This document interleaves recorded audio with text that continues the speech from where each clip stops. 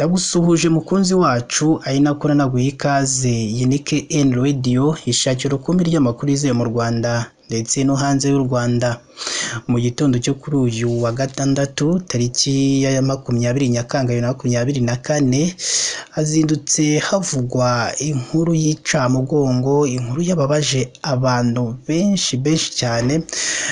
Ni inkuru yagiye isakara kuri social media zigiye zitandukanye, aho abantu batatu bapfiriye mu mpanuka yabaye mu karere ka Rulindo, ariko muri abo bantu batatu harimo umusore wari ugiye kwerekana umugeni.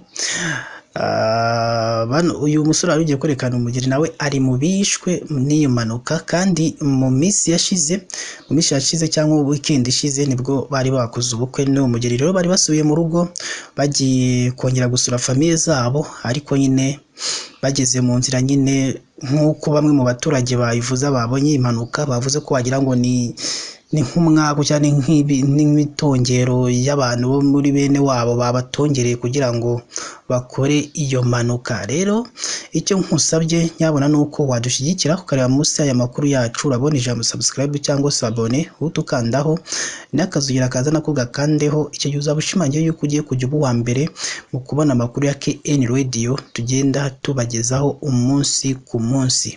Reka dufate akaruhuko tuze tubabwira byinshi kuri iyo nkuru y'icamugongo yagaragaye hari mu karere ka Rulindo, aho abantu batatu bapfuye bishwe n'impanuka, ariko muri abo batatu harimo n'umusore wari ugiye kwerekana umugeni yishakiye.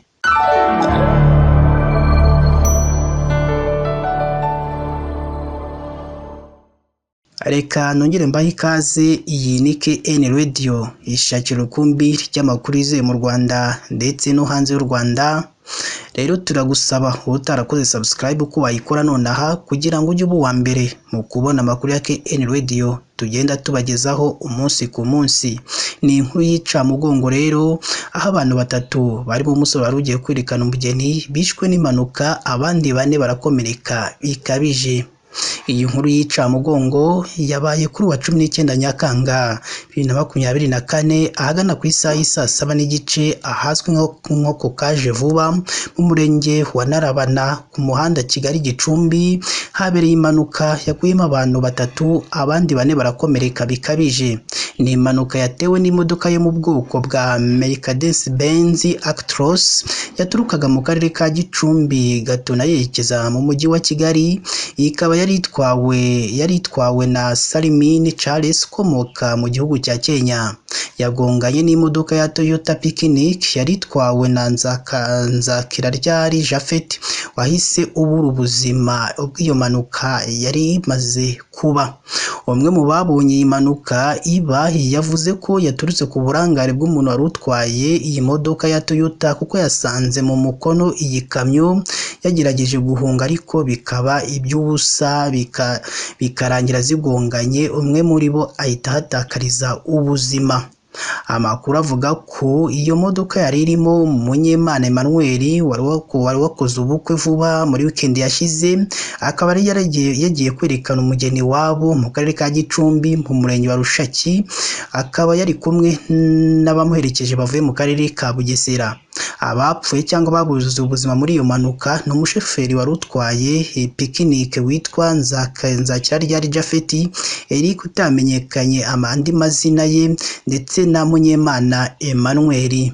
Abakomeretse bikabije muri iyo mpanuka ni Mushimiyimana Vestina, Benimana Lisa, Neziryayo Anastase, Muhire Jean. Kuri ubu barimo kwitabwaho n'abaganga, mu gihe Salimini Charles yahise ajyanwa gucumbikirwa kuri polisi ya Narabana. Kuri uyu muhanda kandi ahazwi nka Gaseke hari amakuru avuga ko mu gitondo naho hagongewe umukecuru agacika ukuguru. N'impanuka zose zabereye umunsi umwe ku munsi w'ejo ku wa gatanu tariki 19 Nyakanga 2024. Reka rero twihanganishe imiryango y'ababuriye ababo muri iyo mpanuka, ari nako tukubwira ko uzaza ukora subscribe kugira ngo ujye ubona amakuru yihuse nk'aya ngaya hano kuri KN Radio. Mugire umunsi mwiza kandi Imana ijye igomeza ibaturindire.